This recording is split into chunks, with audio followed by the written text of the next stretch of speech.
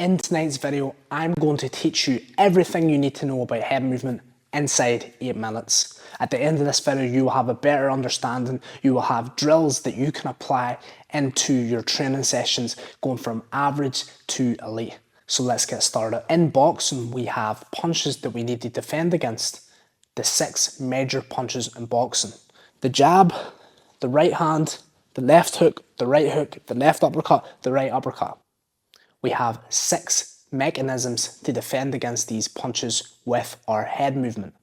We have the left and right slip, we have the left and right roll, and we have the pullback, which defends against either left or right uppercut.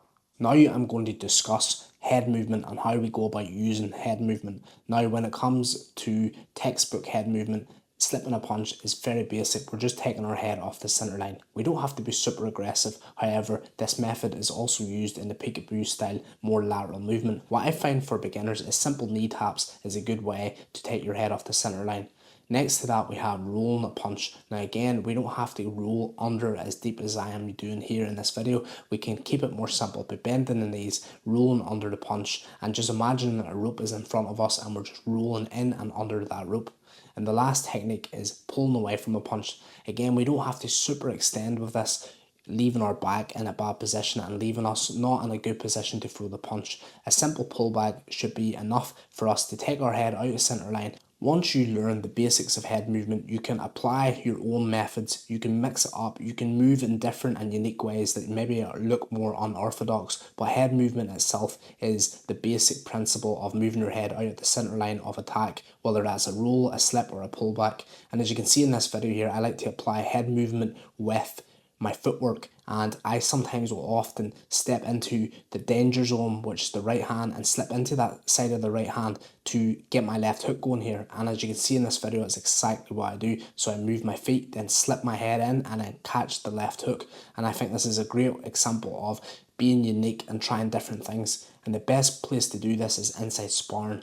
Live sparring is the best place where you're going to be able to get that feedback. You're going to mess up, of course, but you're also going to find what works for you and what doesn't work.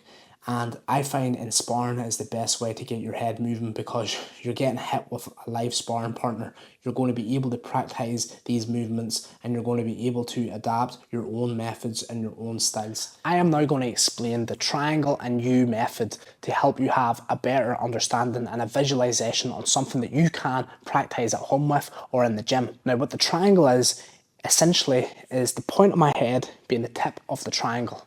Okay, so we have the point of my head being the tip of that triangle. We have one side this way, one side at the bottom, and one side coming back up. I'm now going to use the tip of my head to draw a line down that triangle, across and back up. Okay, so it'll look something like this. Okay, and from there, I can go the opposite way. I can go down this side of the triangle, across and back up.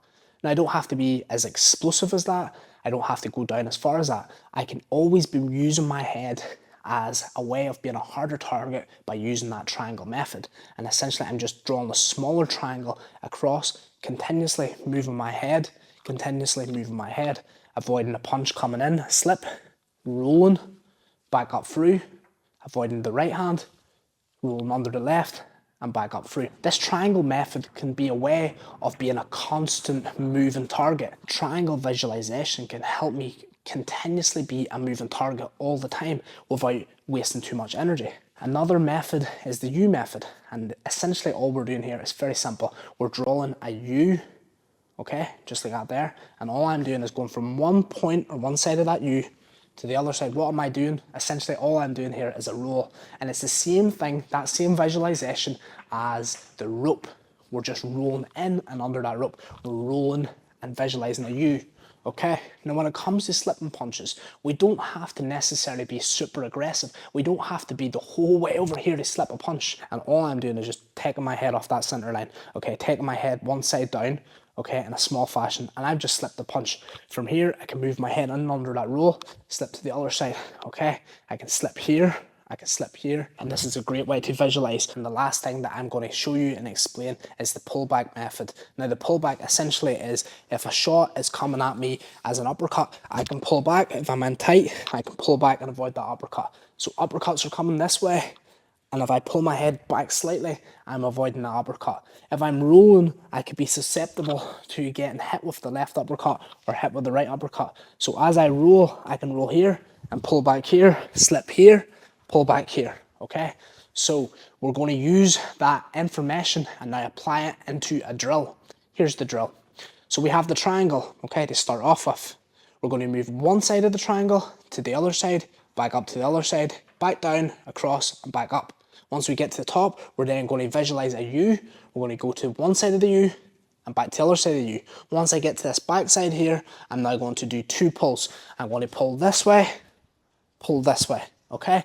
We've just done a full segment of head movement, avoiding every punch. The jab, the right hand, the left hook, the right hook, the left uppercut, the right uppercut, okay?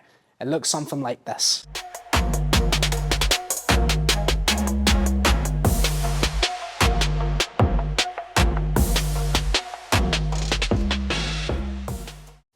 A question I've been asked before: when should I use my head movement? Should you always be using your head movement? And that's a great question. And what I want to say about that is, if I'm standing stationary, I'm going to be reacting to a punch.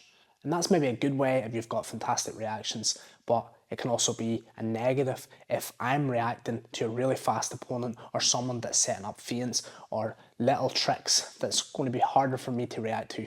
And an example of that would be feinting to the body, then coming up to the head.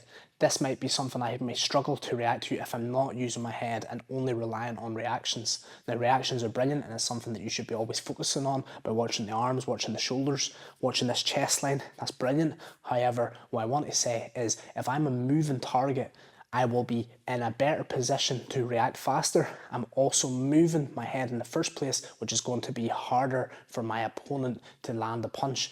I'm a moving target. They're going to find it harder to accurately hit me, okay?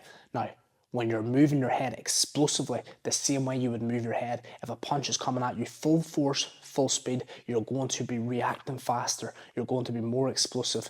And I wouldn't recommend using that method every single time I'm moving my head. At the end of this video, my goal was to teach you the importance of head movement. My goal was to give you the education and knowledge to understand how to use your head, but also drills that you can apply at home. Thank you so much for watching the video, and I will see you in the next one.